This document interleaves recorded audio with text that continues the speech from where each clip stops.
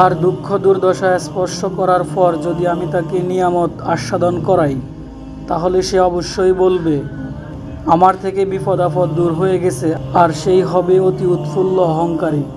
তবে যারা সবর করেছে এবং সৎকর্ম করেছে তাদের জন্যই রয়েছে ক্ষমা ও মহাপ্রতিদান।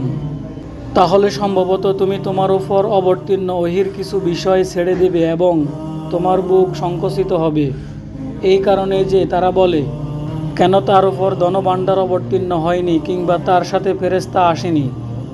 তুমি তো শুধু সতর্ককারী আর আল্লাহ সব কিছুর তত্ত্বাবধায়ক। নাকি তারা বলে সে এটা রটনা করেছে। বলো, তাহলে তোমরা এর অনুরূপ 10টি সূরা বানিয়ে নিয়ে আসো এবং আল্লাহ ছাড়া যাকে পারো ডেকে আনো, যদি তোমরা সত্যবাদী হও। অতঃপর তারা যদি তোমাদের আহ্বানে সাড়া না দেয়, তাহলে জেনে রাখো এটা আল্লাহর জ্ঞান অনুসারেই নাজিল করা হয়েছে এবং তিনি ছাড়া কোনো সত্য ইলাহা নেই। অতঃপর তোমরা কি অনুগত হবে?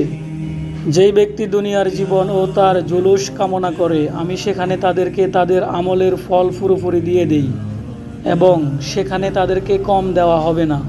এরাই তারা আখিরাতে যাদের জন্য আগুন ছাড়া আর কিছুই নেই এবং তারা সেখানে যা করে তা বরবাদ হয়ে যাবে আর তারা যা করত তা সম্পূর্ণ বাতিল।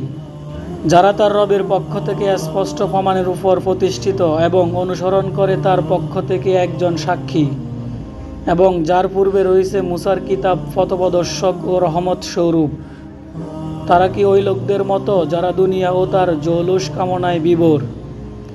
এরাই তার প্রতি ঈমান পোষণ করে, আর যেই সকল দল তা অস্বীকার করে আগুনই হবে তাদের প্রতিশ্রুত স্থান।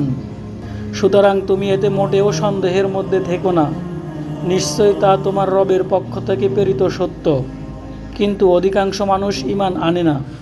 সাক্ষী দ্বারা মুহাম্মদ সাল্লাল্লাহু আলাইহি ওয়াসাল্লামকে বোঝানো হয়েছে